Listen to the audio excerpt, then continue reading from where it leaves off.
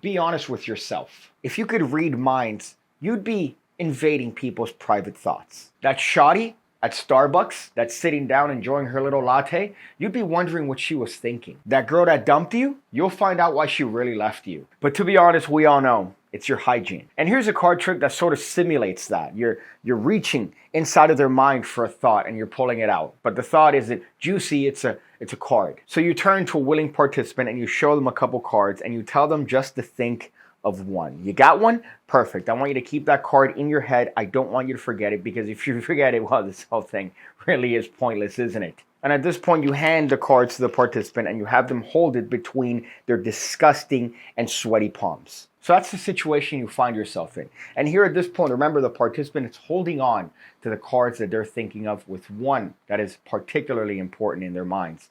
And you ask them for the first time to name that card. Let's say they happen to say, I don't know, I was thinking of the 3 of clubs. You go, great.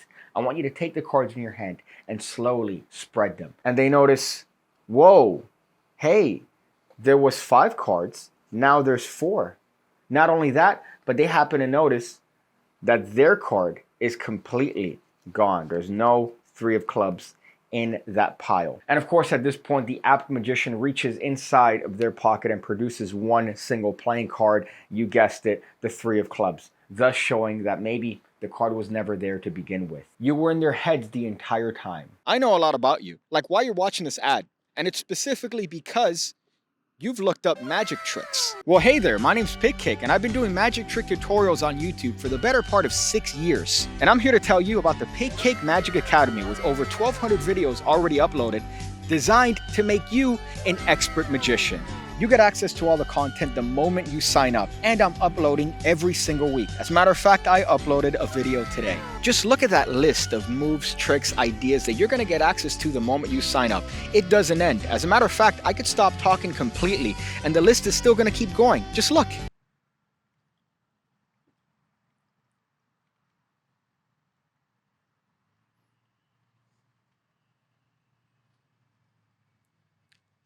So check it out, the PigCake Magic Academy. The link is going to be below. I go with you, but I'm stuck in this video. But I'll wait for you to go ahead and click it. Go ahead, you know you want to.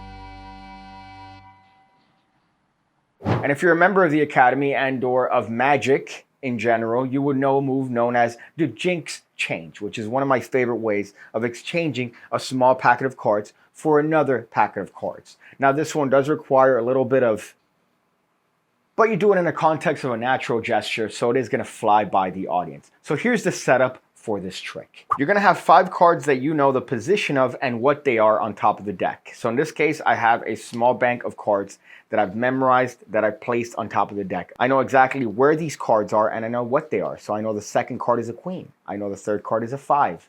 You need to know that for this particular trick, because in a moment you're going to use that knowledge in order to steal that particular card. And that's pretty much it. You get a break right there above the 4th card from the top of the deck, and you're ready to go. You turn to a participant and you go, hey, have you seen the missing piece deck? No, well, you should look out for it on Kickstarter coming soon. It's going to be available in 2 different colorways, and you should get your hands on it. And then you go, oh, but here's a trick. And you spread 5 cards, and you're going to have them think of one, just like this. You go, I want you to do me a favor and just think of one. Now, you're going to show it long enough where they could think of one, but not long enough where they could scan the cards back and forth and remember anything too much in specific, because you are taking advantage of the princess card principle. The princess card trick is a trick where it used to be manufactured. It would have one set of cards this way and another set of cards specially printed this way. So technically, they could think of one of these. You could just turn it this way, remove one, and because the cards are misprinted on both sides, they wouldn't see the same set of cards that they did previous, so they assumed the card you removed is the card that they were thinking of. You've seen it, shut up. Here we're doing the exact same thing, but we're doing a switch instead. So we're gonna have them think of one of these cards, and here's the switch. As we tell them to please remember the card, so we're gonna point at our heads here, what's gonna happen is we're gonna square these cards up with the deck. We're going to lift up all the cards above our break, leaving just the 4 cards that are on the hand in the left hand as we point to our noggin. So all in all that's happening is you're showing them the cards, you're squaring it up with the deck, you're lifting up all the cards apart from the 4 that you've had the break above. You're going to point at your head as you tell them, please remember that card and don't forget it. Now at this point, you're going to drop the deck on the table temporarily, as you could false count these cards as 5. So remember, you have 4. So now you're going to count these cards casually as 5. You're not going to count the cards and go 1, 2, 3, 4, 5. I know it's tempting as a magician whose parents are probably related, but don't do that. Just casually count them to yourselves. Just casually count them. The participants are going to see that they're 5 and tell them to hold it in their hand like this between their palms. So now they have a different set of cards in their palm that is completely random. And remember, all their potential cards are on top of the deck. So none of these cards are potential cards that they could have thought of, and they're holding on to 4. So you get a double whammy there for essentially one switch. So now you pick up the deck. Remember, they're holding onto the cards. I'm going to put it in my pocket for now. And you have access to each and every single one of their cards, potential cards, because they're on top of the deck. So all you have to do at this point is have them name the card you're thinking of for the first time, and you could technically call whatever card they picked to whatever position you want in the deck. So let's say they picked a 5. I know the 5 is third from the top of the deck. I'm going to spread 3, and I'm going to do a spread call technique, which you can learn on the Academy or on YouTube. They have a bunch of tutorials. And I'm just going to call this card to the bottom of the deck.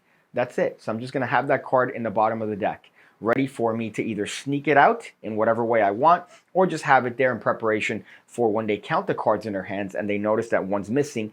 And then at that point, I could just have that card in my hand, reach into my pocket, and pull out that card as if it's been in my pocket all the while. Now you could also just cut the cards that you don't need to the bottom of the deck. This is very simply done. For example, let's say they named the 5 of spades. All you have to do at this point is get a pinky break right there above the 5. So right now my pinky break is above the 5 that they named. You could straight up just cut these cards to the bottom of the deck without having it to do any sort of technique. Or if you want, you could do a double undercut technique. The double undercut is very simple. As you pick up the cards with your right hand, that's going to transfer the break to the thumb right here. So the thumb is now holding the break. I'm going to grab half the cards underneath, bring it to the top while still holding the break, and then grab the rest of the cards and bring it to the top, which is going to bring their card to the top. So remember, you're holding onto the deck with their card on top, and they're holding onto what they think is 5 cards. Really, it's 4 cards, and their card is technically gone. So you're going to have them spread to the cards first, face down. This is very important. You don't want them to spread it face up, because then they're going to get too many effects.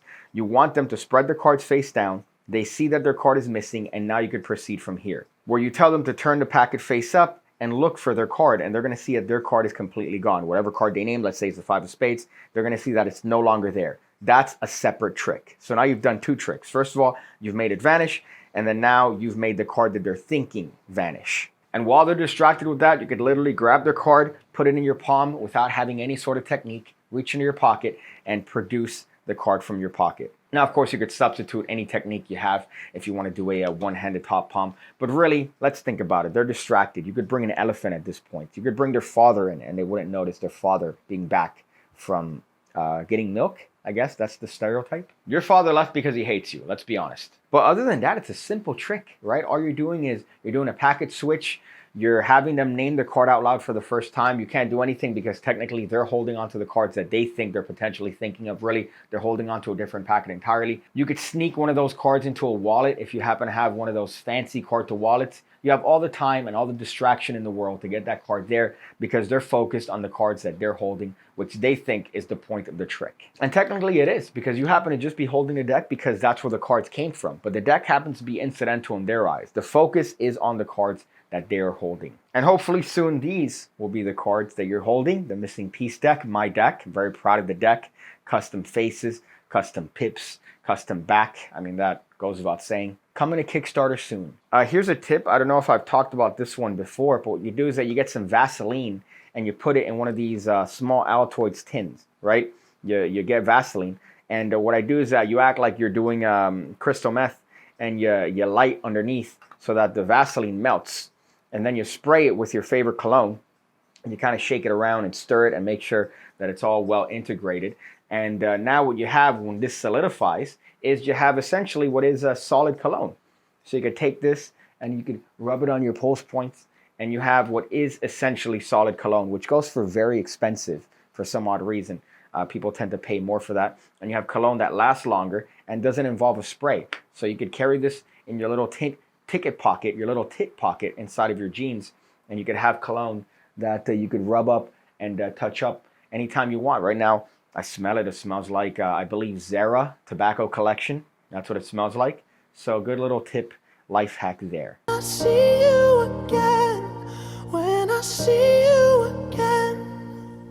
I see you again, when I see you again, when I see you again, when I see you again, when I see you again, when I see